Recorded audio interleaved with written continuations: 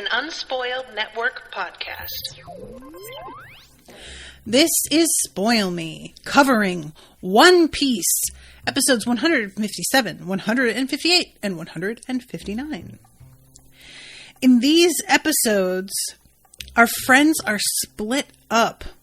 And honestly, even though this happens all the time, I just didn't expect it to happen so suddenly. They were all in the same place. And now they're having to deal with different dangers and whatnot by themselves. And I never like it when they're in this position, although it is pretty fun. Welcome to Spoil Me.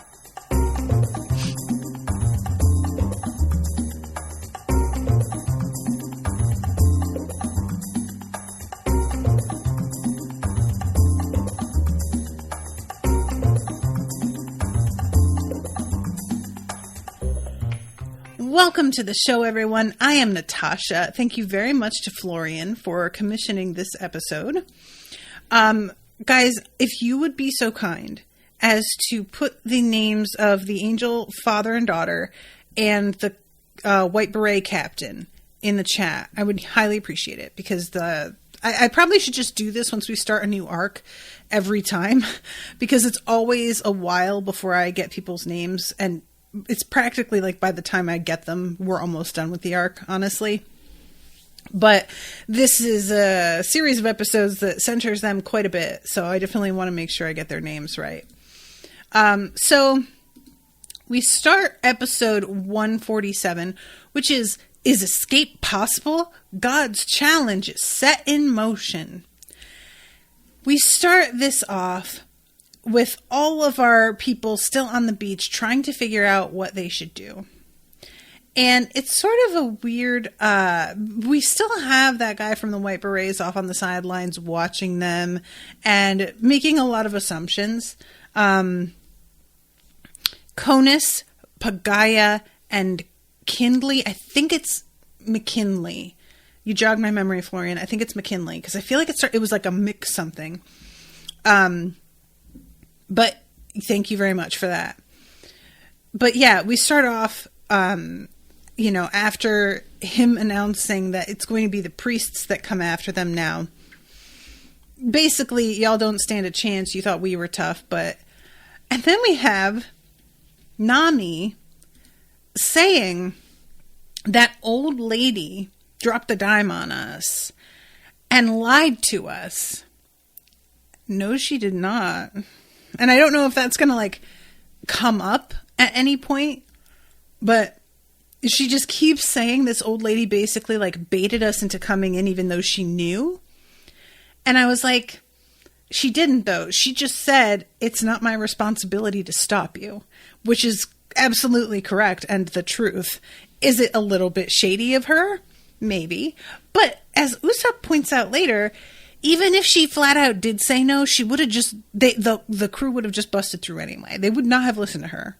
So, frankly, whether or not she lied is kind of a moot point anyway right now. I just wanted to set the record straight, though. She did not lie at any point. So, you're just, not really remembering things exactly. And, Nami, I think that's fair because you have not read as many books about the Fae as I have. But when you've done that a few times, you really pay attention to the fine print and subtext to all the sentences that somebody says in the midst of making a deal. It always feels for me like, did you not catch that? Because there's a loophole the size of your car in that sentence. So... yeah, they have this moment of righteous indignation, but then they begin talking about the fact that Nami is back and Luffy is disappointed because he thought that they were going to have the chance to go and, quote, rescue her so that they could have this big adventure. And then we get Nami just fucking, it's not even slapping, I don't know what you call this. She's not slapping Luffy so much as she is pointing her fingers really hard, like when you use a sock puppet or something, and jabbing him repeatedly in the face. Now, we know that Luffy's a good fighter, but he's not going to use his powers against her in this situation. And the reason that she's jabbing him is because he makes it very clear he was not worried about her. He was going to use that as an excuse to come and find her. And low-key would rather she stayed in danger so that he had a reason to do something reckless than be grateful that she's safe. Therefore, Team Nami all the way. She absolutely had every right to jab him as many times as she does. And it is really amusing to see Luffy, like, take these hits from her. Because, honestly, he like, because he's so powerful, you know, when he takes hits from bad guys, it's always either I am purposely not fighting back or I am giving it my all and somehow able to take the kind of damage that should have killed me and eventually walk away from it a lot of the time. And those are just big stakes. But in this moment, it's just him kind of being like, okay, either I activate my gum powers against this woman who definitely doesn't have any powers and completely overreact and crush her and then look like a dick, or I restrain myself and just make it through to the other side where she's no longer hitting me. And it seems like he just goes with that, and I just really appreciated it, and it's nice to see him being humbled a little bit. And he then says, Nami, why don't you just chill here, and we'll go without you. Dude, are you not hearing anything that she is saying right now? She keeps emphasizing, I saw people who were like, really nothing to fuck with. You do not understand. We have seen bad guys before. And these felt like they were on another level for me. Is like really the energy that she's got. But if anything, that's the wrong thing to say, because Luffy, like, he hears about, you know, wonders that he's never heard of or seen before. And all he wants to do is go even more. And at one point, Zorro is talking with her about it, like, and says, you know how he is. If he has decided he wants to go, that's all that's happening. Like, we can either get on board or we can, like, go chasing after him after he inevitably does the thing that we already know he was going to do. So, yeah, she says about how they need to get out of here because they're wanted criminals and they're going to cause problems for this family who has been so kind and generous to them. And Luffy says your priorities are out of whack. And then, guys, we get one of the funniest moments to me. She says, my priorities are life first, then money. And Sanji comes running up to her and says, please tell me I'm third on that list. And she just does a like backhanded punch and says, don't push me. And the delivery of don't push me, I don't know why, but I fucking fell out laughing. It was just so unexpected. Him saying that, I kind of expected all of her aggression in this moment to be solely directed at Luffy.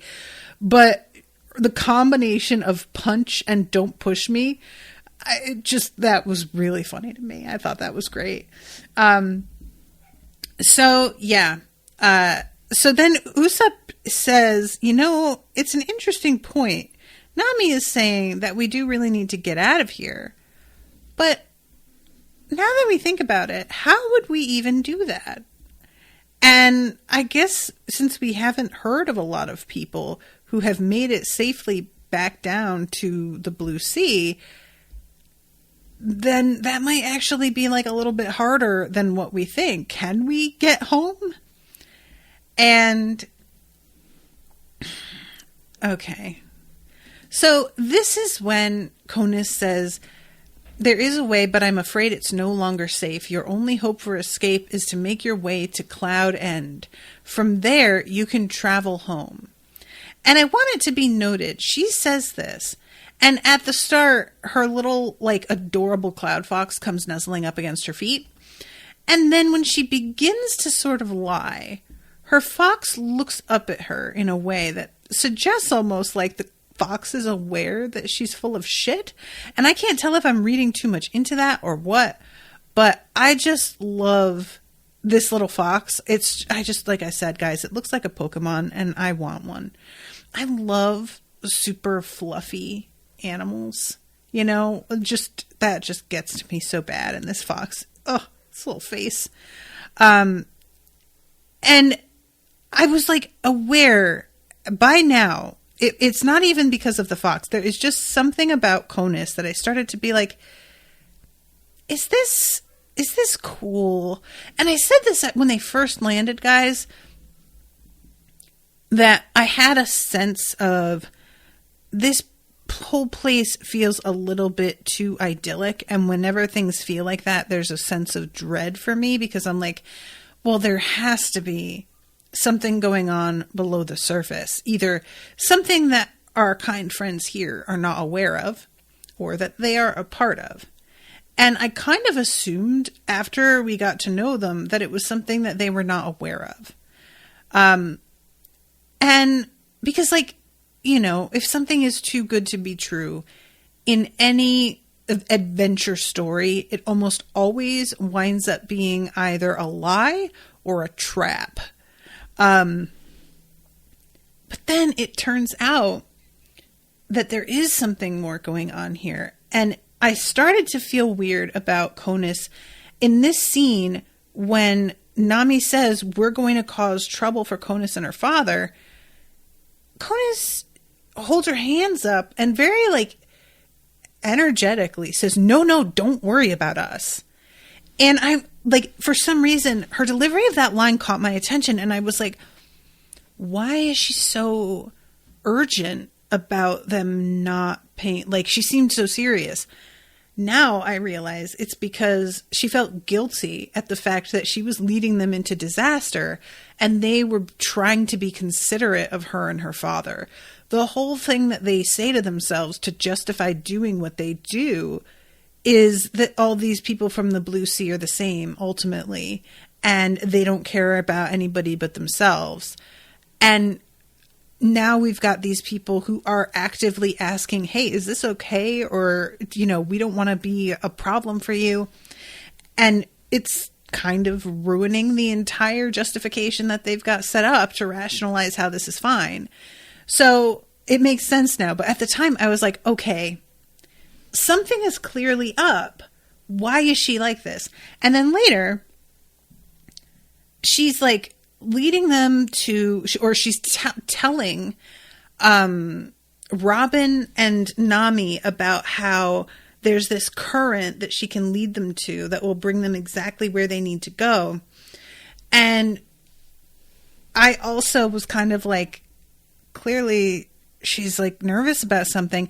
And thankfully, even though Nami is taking her at her word, we have a brief moment of Nico really looking at her. Nico, if Nami is oblivious, Nico is definitely tuned in, and she's like, something about this is not right.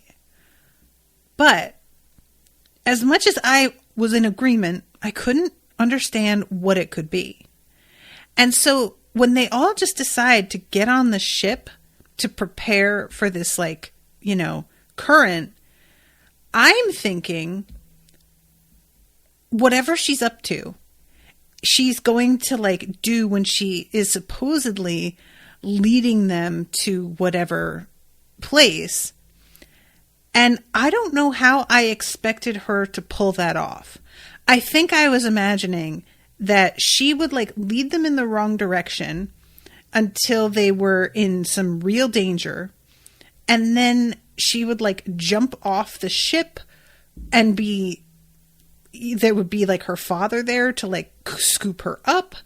Or that she would just, like, for whatever reason, be spared from what was about to happen. I just didn't really think it through.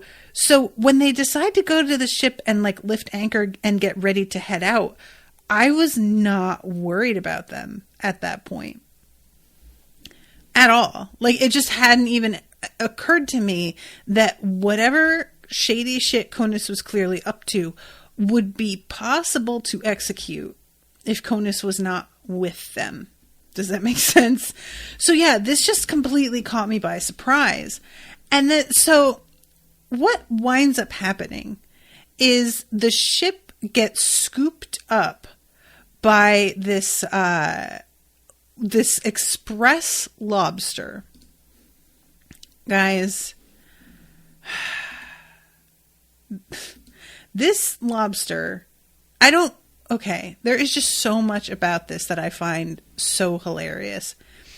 They have to take like one of these weird cloud highways, the Milky Road.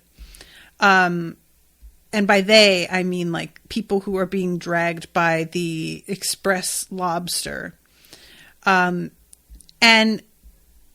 that is where her father is also directing everybody who is left behind to go. I would like to point out as well that when I was thinking that there was something suspicious about Conis, I assumed Conis was in it alone and that her father was not involved because he seemed to be acting so normally that I just assumed she was like shaken because she was doing something not only that felt shady to her because of the facts of what it was, but also maybe felt shady to her in the context of like what her father would think when he found out. And then we find out that her fucking father knows and is basically the one pressuring her to do this. And it makes a lot of sense that her father wouldn't display the same nervousness because either he's used to this and has done it for so long that it just doesn't affect him that way anymore, or he is so certain that they are doing the right thing that his conscience isn't getting to him because he has convinced himself that this is okay. So yeah, so I just want to say it makes sense that he isn't showing the same reactions to her that she is, but I thought that indicated he was completely innocent of all of it and she was the one that was being like sketchy and conniving. No, he is just so good at apparently being a cinnamon roll in the midst of this that I completely fell for it. I just totally did. I'm thinking only our friends that are like on the ship pulling anchor are at risk and that everybody who has been left behind, they're the ones that are going to like be okay and have to somehow go and rescue their friends. And like that they do, but you know what I'm saying? They were still part of the whole thing. That it was still a setup. And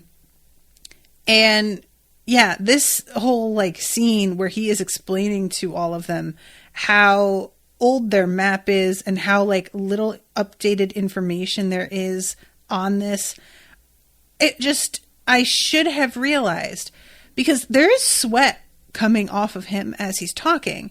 And usually when there is sweat, that means that somebody is lying. Like not necessarily always, but it usually points to a subtext going on in that moment. And often it's that they are lying. But I just thought he was sweating because he wasn't totally sure about a lot of the information that he was giving them. Because the map is so old and it's like unclear how accurate certain parts of it even are anymore and blah, blah, blah. I just kept coming up with like just excuses, honestly, for the way he was behaving. It's remarkable. So all right. I'm gonna jump because that's all happening in the first of these 3 episodes. This was a 3-episode, what's the word I want? A 3-episode section, I suppose, that I was meant to cover. And oh my God, Funimation, you guys, it always turns the sound back on when I switch to the next episode and it is so distracting to me. But I was really glad to have 3 because I felt like these did go together in such a way. This made a lot of sense to have it positioned like this. So all the guys agree that they are going to head out with Conis to a boat that she is going to be loaning them. And Luffy begins to head out a little bit faster than the rest of his friends were really prepared for, and says that we're just going to cause more trouble for Conis and her dad, so we need to get out of here. And Sanji is like, well, where are we going? And they haven't actually like figured it out. There's a suggestion of like a sacrificial altar, but the offer of the boat has not actually been quite made yet. That happens a bit later. Luffy says something here about how, oh, well, we can just borrow a boat. And then he points to the empty beach. And they're like, do you see any boats for us to take there? And he realizes that, oh, he actually has no idea how they're getting from point A to point B. And this is when Conis is like, oh, fear not, I have the solution. And she agrees to lead them into town. Of course, we still have to have our delay where fucking Luffy has to double back and get some more leftover food. Sanji asks if he can have some of the spare parts, perhaps, that Conis' father might have hanging around so that he can make some additional repairs to the ship. All of this is freely given, and they are both so generous. And again, I was like, okay, either these guys are like superhumanly kind, or there is definitely something up here. But I still wasn't including her father in this. I should have, but I did not. And I mean, we even see a moment later where he's like sitting alone in the living room on the couch, and he sort of has his head in his hands. Like, there are just multiple moments where I should have realized that he was having a hard time and, like, part of all of this. Guys, he just seemed too sweet to me. I just couldn't think that of him. I'm so disappointed in him. So, Conis brings them to Lovely Street, which is where they are going to find the ship that they need. And I should mention that throughout all of this, the fucking McKinley is like still doing his army crawl everywhere, including like through the woods and in the clouds. And that shit is still funny to me. I tried to like explain this to Owen at one point last night, and he just doesn't see what's funny about it. And guys, there is nothing like showing somebody a meme or a video or a tweet that made you lose your shit and that person having next to no reaction. Like, heartbreaking, truly. So they go in onto Lovely Street, and all of the people are avoiding them, being really weird. And yeah, eventually the question is asked, all of these people clearly want nothing to do with us, but you are guiding us through, showing us directions, giving us a boat, obviously helping us. And if they don't approve of that, why would you be doing it? Just because you are so willing to completely buck societal norms? Or is it because you've got something shady of your own going on? And it does take a while before this question is asked. Everyone is just looking around at how unfriendly the entire village is being to them. And they apparently assume that, well, it's just these guys because they have heard that we're wanted. And since this girl has been our friend already, she knows that we're not super dangerous the way that they all think. So she's acting differently. But it becomes pretty clear as it goes on that people aren't afraid of them. That would be a very different energy. These people are pissed off, glaring, you know? So, of course, as she is leading them along, we have a few moments where we pop into a little shop here and there, and Luffy is like poking at various plants and saying how much he wishes that he had some money on him, asks a guy if he takes treasure in payment. And at one point he grabs onto this random rope that's hanging in the street, and the rope pulls him up into a shop.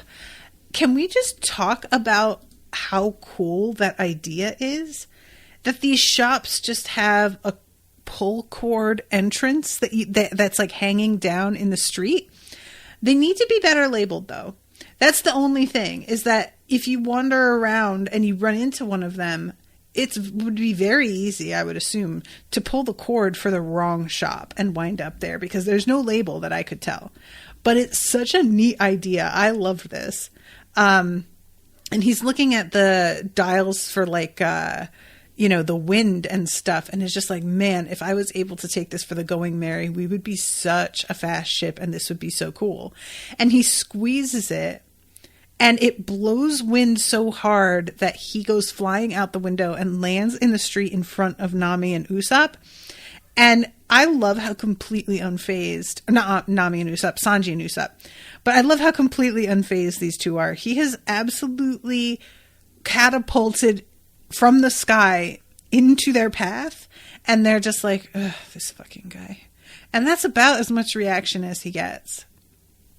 So they come to this statue that's sort of like in the middle of the square, and it's like a weird sort of figure. And Usopp and everybody is like, what is this? Like, is it... Luffy thinks, is it a seal? Sanji says it looks like some sort of mud statue. Usopp's like, come on, it's clearly like some kind of god. And she says, Conis says, you might say it represents the eternal yearnings of the people of the sky, named Vaerth. And Luffy says, so what? You guys pray to this thing? That's pretty crazy. And Conis just laughs and says, I guess it would be difficult for someone from the Blue Sea to understand. And then continues on. And it was interesting because, like, I expected this statue to be a little bit more immediately relevant here. I don't know if it's sort of meant to underline the fact that they are religious and that this is, like, more of a constant thing than Conis is letting them see it to be.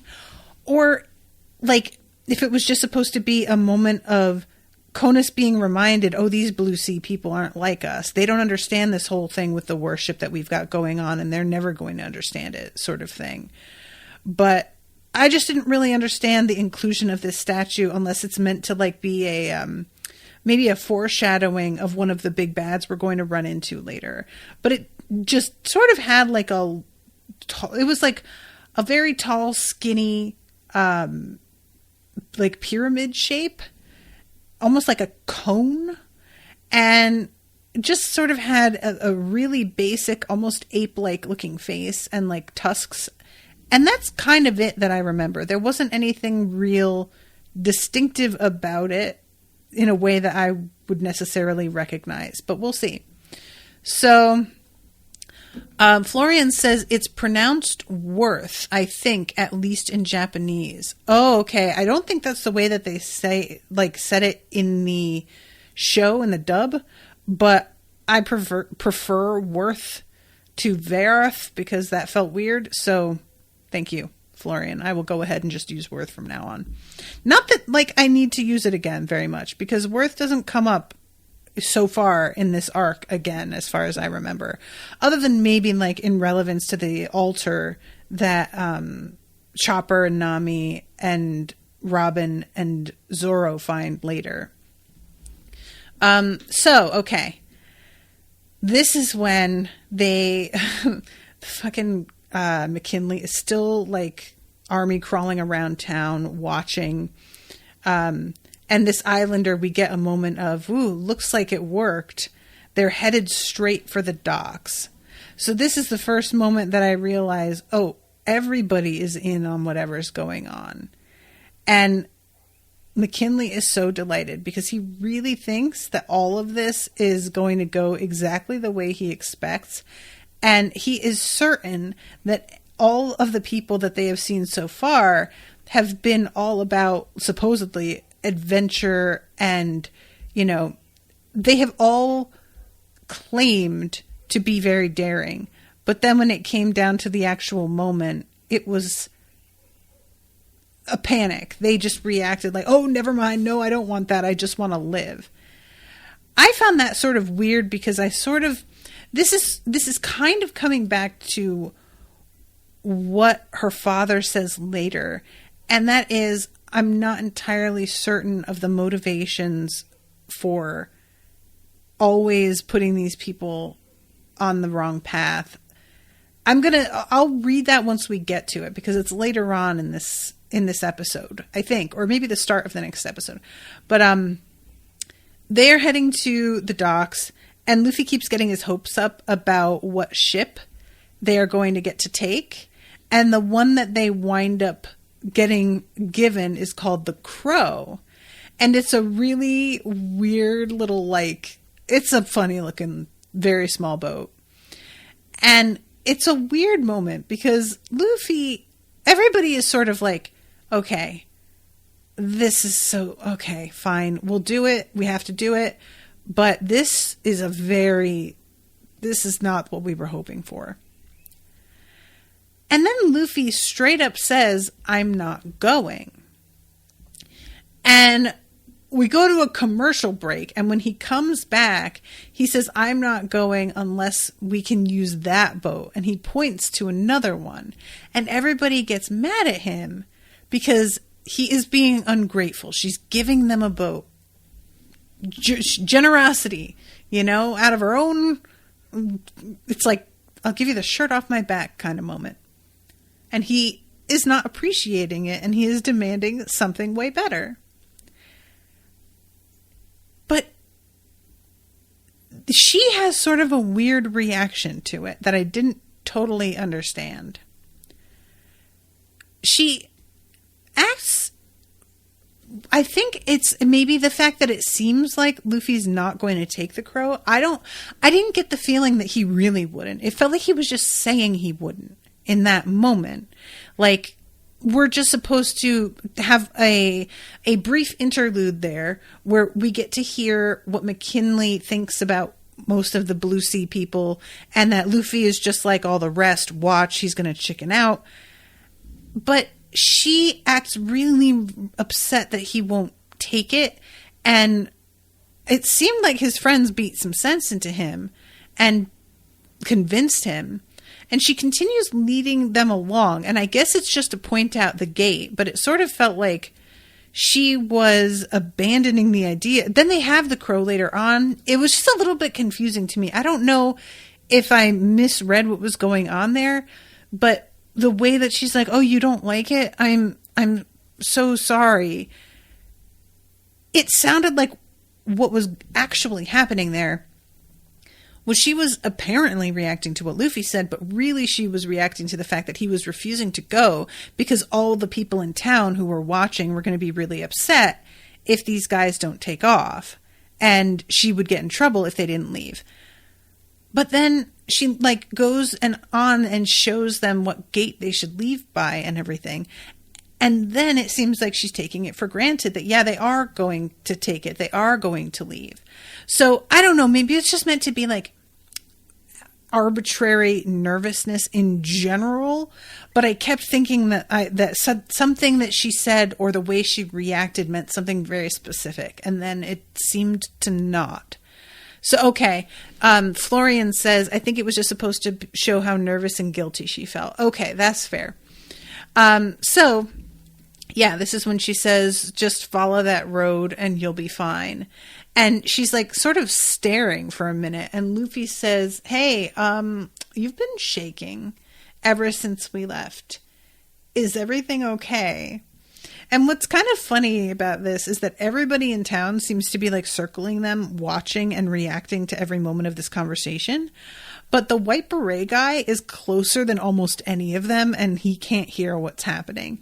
So I kept being like, it would make a lot more sense to me if everybody was behaving this way while they were sitting in a cafe having something to eat in a small enclosed room, for example, because then everybody would hear.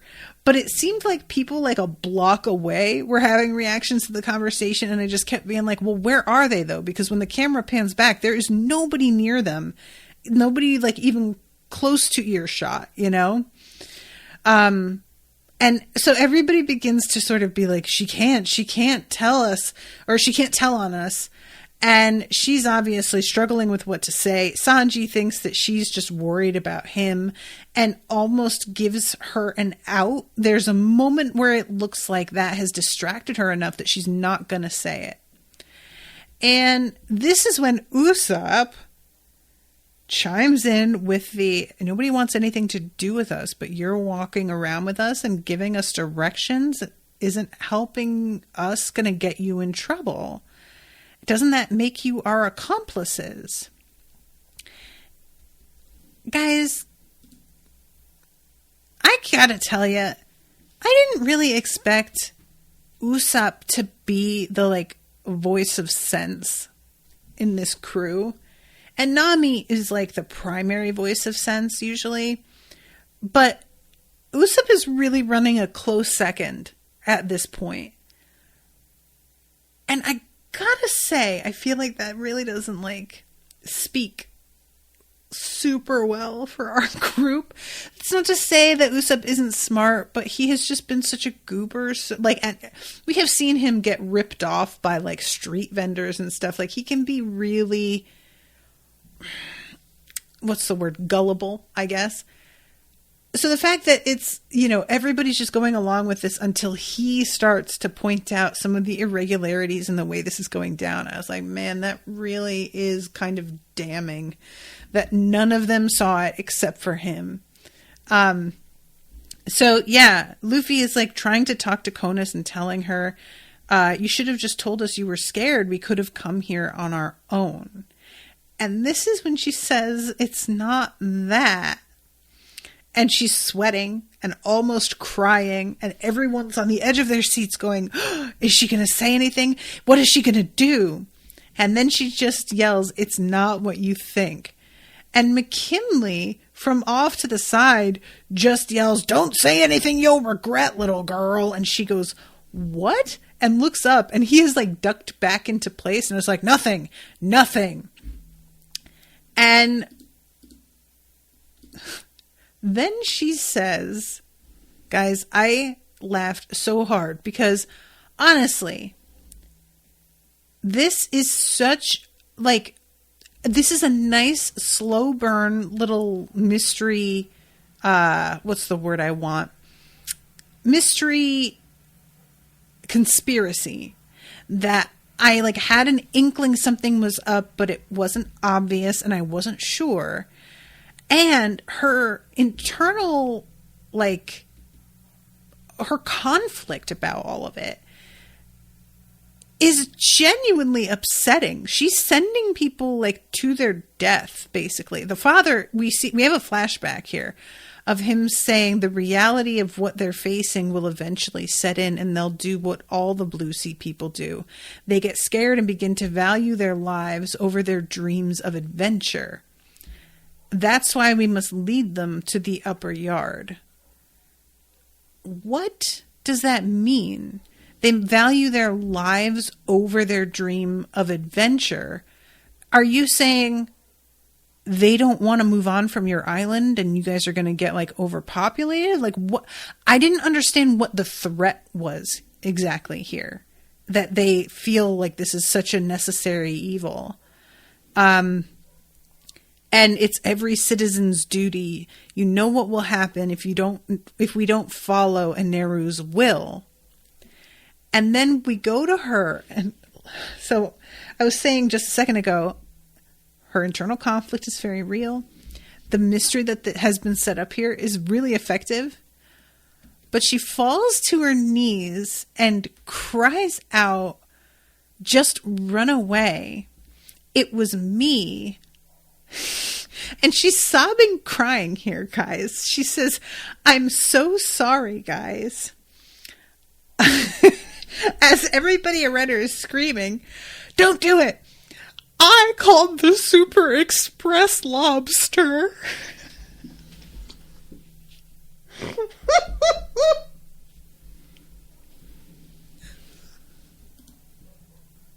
I'm sorry.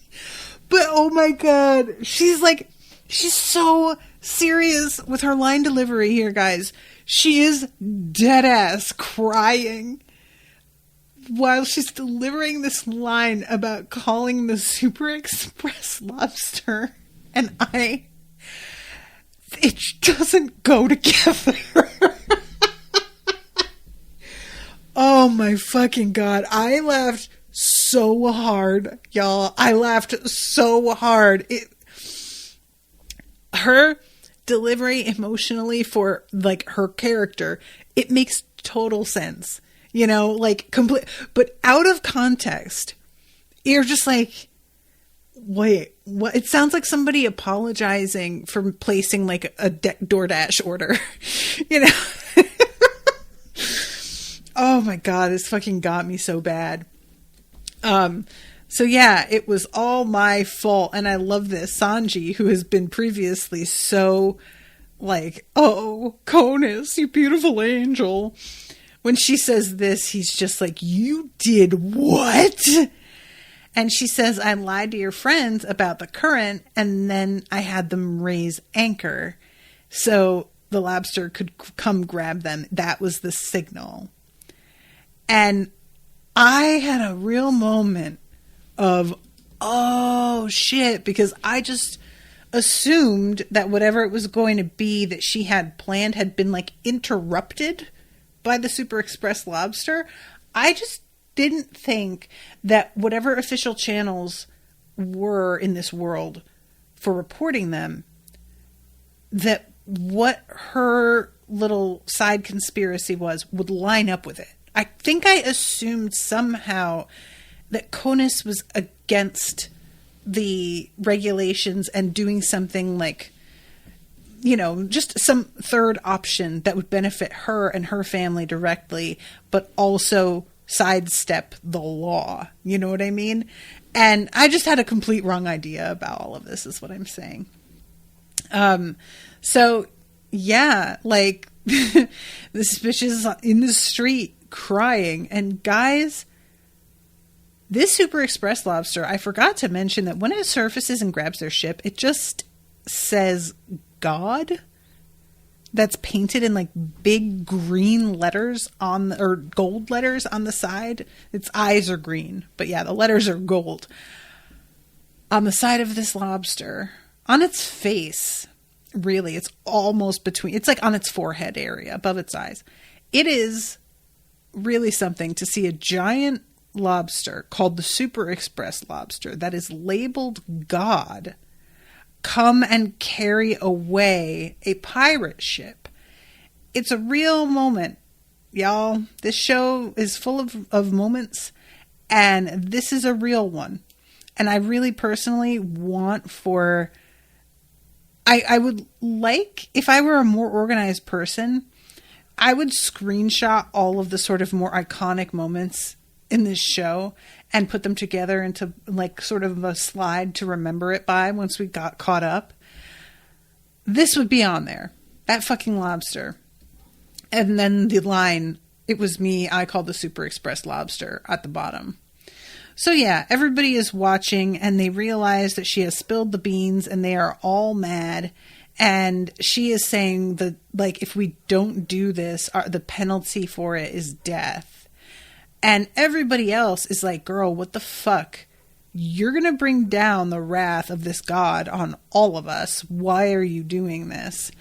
And Luffy, I love this so much because instead of being angry at her, Luffy is like, wait, you were forced to do this?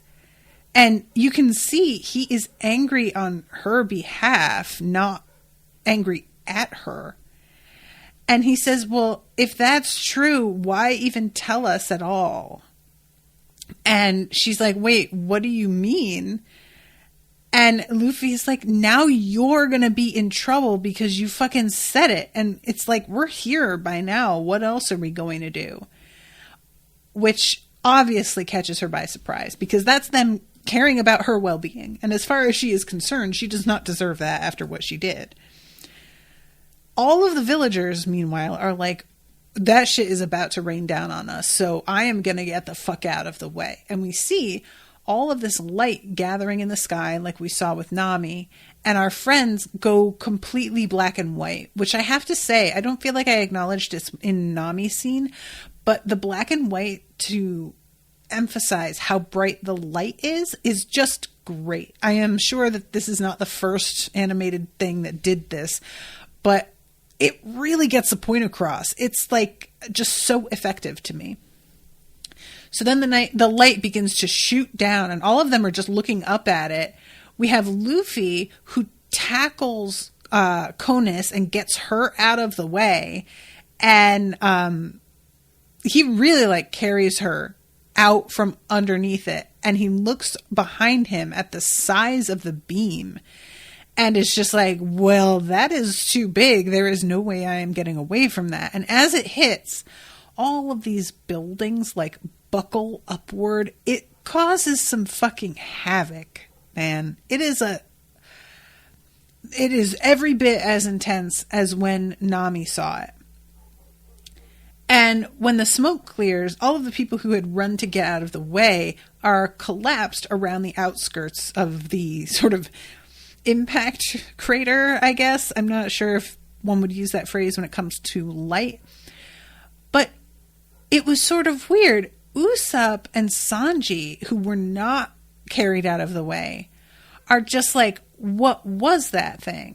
And it looked like it was big enough that it would injure them for sure. But I'm guessing that the aim was solely directed at Conis at this point. It's just such a wide... When the camera pulls back and the smoke is clearing and we see the hole that this thing left in the ground, there is no way that these two wouldn't have been hit. I kept looking at it like, wait, did I misunderstand something? But they're fine. You know, it seems, for a moment I thought it was going to be like they thought they were in the same place, and once the smoke cleared and they looked around, they would realize that the light had transported them somewhere else. But no, eventually we see the villagers who are around gathering up and being like, what the fuck, guys? You brought this on us. And then all of a sudden, here comes, what is his name? Gonfall? Gonfall? With his... with his Pierre, his horse. That is just the funniest fucking thing. This weird Pegasus is going to be funny every single time it pops up. I don't think this joke's getting old. I just don't think it will happen. The way that it poses so majestically, and the sad little like kazoo sound that it makes paired with the like music that's happening is just so fucking consistently hilarious. So he has swooped in and I love this so much. He grabs Conis and then kicks Luffy off, like literally just goes and like swoops his hand to the side and throws Luffy to the ground from like 25 feet in the air, and was just like, he doesn't know the kid is rubber, I don't think. Like, he's just, get off. Dude, come on. And he says, you have my word. I shan't allow Eneru to harm her. Now that you've seen the scope of Eneru's power and anger, what are you going to do next? And Luffy says the same thing we were gonna do from the start. Go to Upper Yard and rescue our friends. And Gonfall just says, I see. May luck be with you. And he begins to fly away. And we have this moment with Conis riding with him. And she says, you know that I know who you are. And for a moment he's like, well, it's not a secret. I'm Gonfall. I'm the Sky Knight. And she says, no, we all know. Please come back to us, God. So the Sky Knight is God. But he's like either been kicked out or lost some of his power or just decided to like go Obi-Wan style into seclusion for a while and then do his thing. What? This show is so wild. Okay. So that's how that episode ends. It's our friends taking off, and McKinley watching the boat leave and going like, wow, they just did it without any hesitation at all. I thought all human beings were cowards. I love the premise of like, and this is something that happens all the time in all fiction, especially fiction that is geared towards kids a lot, but also will happen in adult stuff, is that there will be like somebody who manages to do something that's cool or daring or smart. And people will just be like, we've had this book out for 200 years and nobody figured out that puzzle. That kind of thing. Where it's like, really? Nobody in that entire time? This one person that puzzle was not even like that hard. And this moment of them just being like, well, we thought that all human beings were just giant cowards. Nobody has ever just done the thing before. I was like, truly? Nobody ever? Okay. I just had this actually. There's a book that I am reading to determine whether I want to cover it. And there was a moment like that where they're like talking to a literal god about a function of an object that they're being given as a gift. And the god is like, oh, wow, that's clever. I never thought of that. And I was like, come on. Did you really have to write in that this 17-year-old kid has an idea that this god has never had before? Like, all right, fine. But anyway, so they head into the the area of danger, the upper yard. And as they are heading there, our friends are already getting there. So they're kind of close together at this point, but they are not in the same place yet. And this is sort of a weird bit where our friends, and I keep saying our friends, like Luffy and Sanji and Usopp aren't our friends. I'm sorry, guys. I'm just immediately going for wherever it is that Nami is, because she's my friend and I like her the best. I think we all know. Usopp is certainly like won me over quite a bit. So I don't want it to seem as if I am not Team Usopp. But I mean, if y'all were going to pick a person to go on a trip with, who would you pick? Because for me, Nami is just going to give me the least trouble. The most that I could worry about with her is her spending too much money. But as much as she likes nice things and as much as she is a fan of shopping, she doesn't actually spend that much. She just hoards. Like, that's her favorite part of it. So, yeah, I think that she would be the one. So our friends, they pass by a bunch of those statues. I didn't even notice that because it's such a quick thing. But the statue that I said, this doesn't seem to come back here, so I'm not sure the significance. I guess that was the significance, that as they begin to pass into the upper yard, there are all of these similar statues, like lining either way of the entrance. And they also pass by a bunch of broken ships. And Usopp is just like, why are there so many of them? This doesn't make any sense. They didn't run aground. They were sliced in half. And I love this when he says, and did you hear that? And Luffy just says, the woods are full of noises. Relax. Look, okay, that's true. But God, Luffy, you just really are just like not worried. What is it like? What is that like? So then, swooping down on this giant pendulum is a fucking, like, sickle. It's a giant blade. It's like they're in one of those, like, meat slicing machines.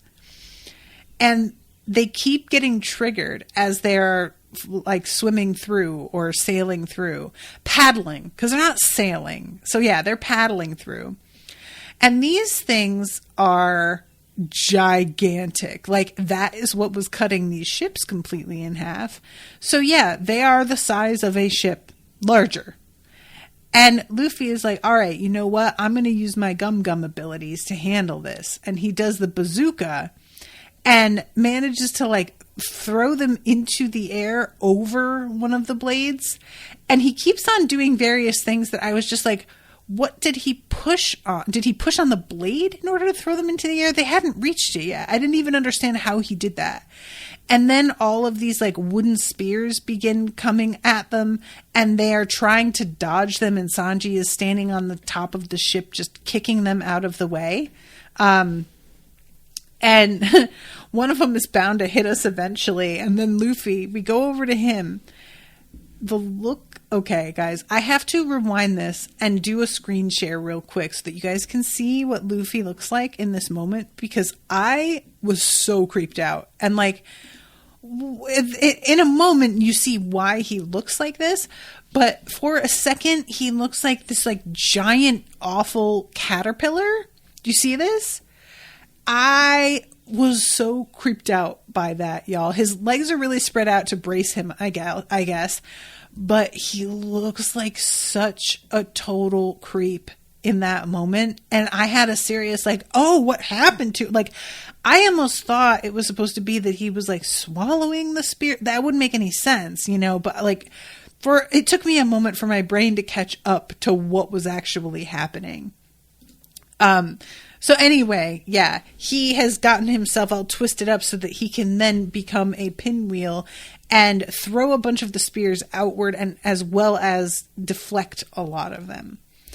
At one point, I love the fact that Sanji is sort of like mocking Usopp, and it's just like, oh, really? Do you want to turn around? And Usopp just yells at Sanji, hey, you know what? Shut up. I have every right to be scared. Cut me some slack. And I was like, good for you, Usopp. That is true. Like, just constantly making fun of the dude for being scared. I mean, he is scared. What do you want to fight about it? Like, he's here. He's still doing the thing. Granted, if he were given the option to turn around and go back, he would have taken it. But nevertheless, I felt like they were being a little bit hard on him. So, our other friends have been dropped in front of the sacrificial altar in the middle of the upper yard. They are on it.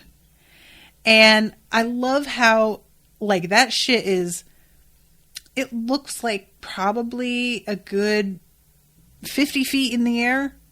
That altar is coming right up out of the clouds. And Nami says something about, it looks like we're the sacrifice. And bless Chopper. Chopper turns around and is like, a sacrifice? What's a sacrifice? And she says, you know, like an offering to the gods. And Chopper is like, oh, cool. I thought you meant something like being boiled alive. And he's imagining that. And then Robin chimes in, actually, that's about right. Usually it's about offering someone's life.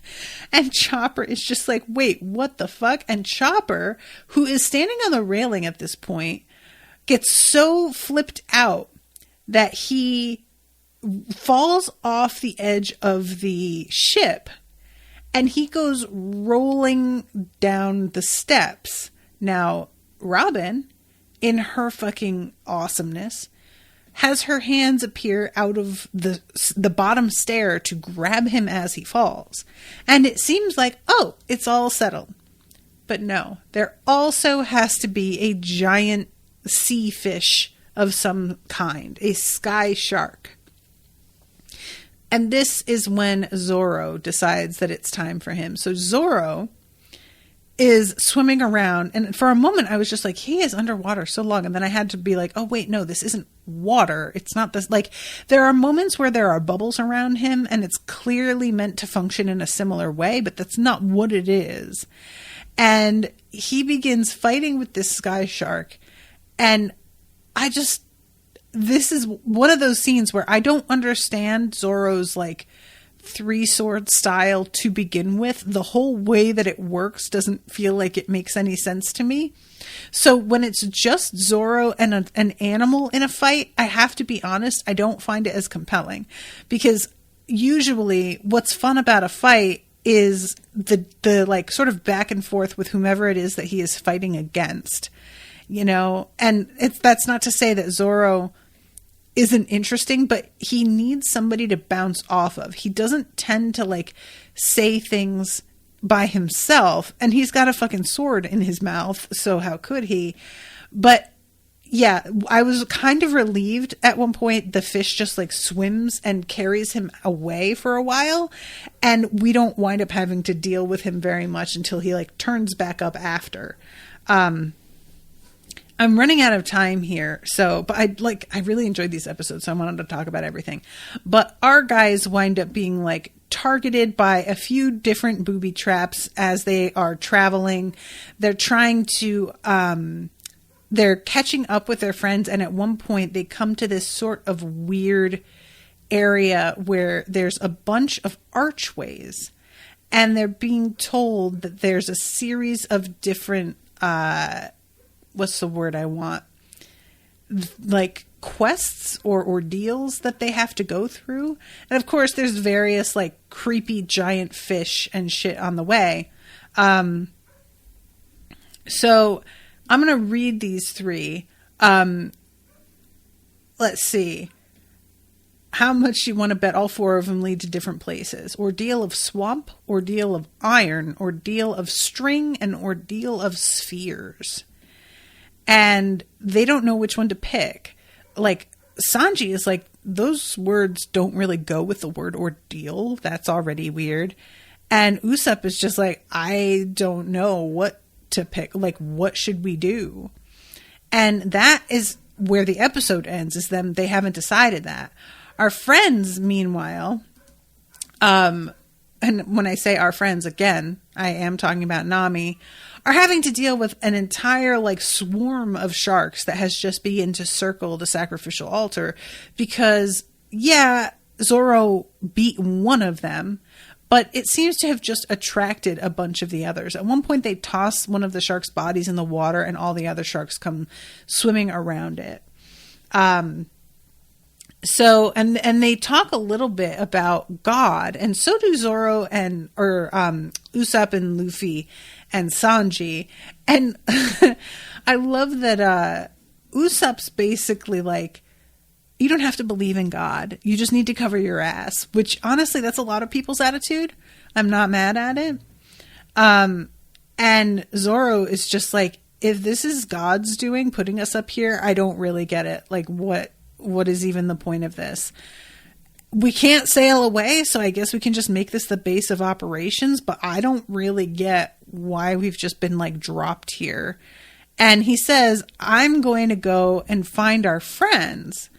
He says, I'm sure Luffy and the others are headed this way. Like they say, if you get lost, you should stay where you are, right? And Nami's like, well, yeah, that's why you shouldn't go away. And I couldn't help but be like, Zorro, you're the one with the worst sense of direction. That's been established a few times. You shouldn't be the one to head out there. Eventually, over the course of the rest of this episode, they all decide to like head out with him one by one, except for Chopper, who stays behind to repair the ship.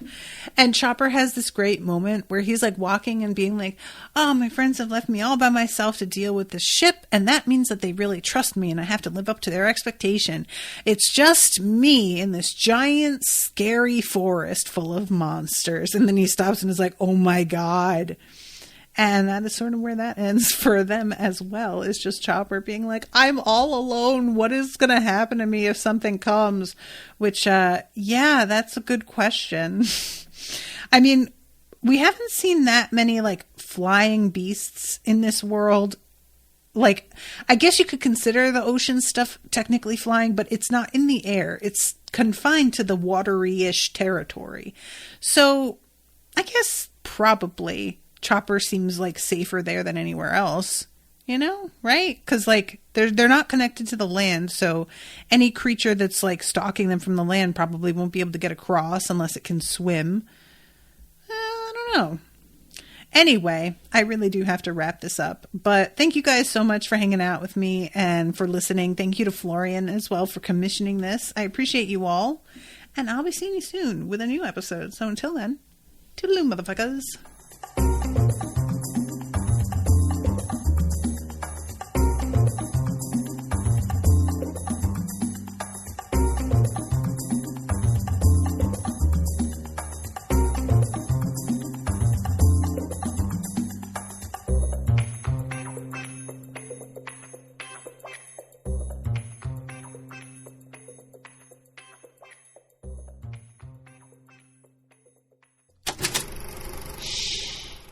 was an Unspoiled Network podcast.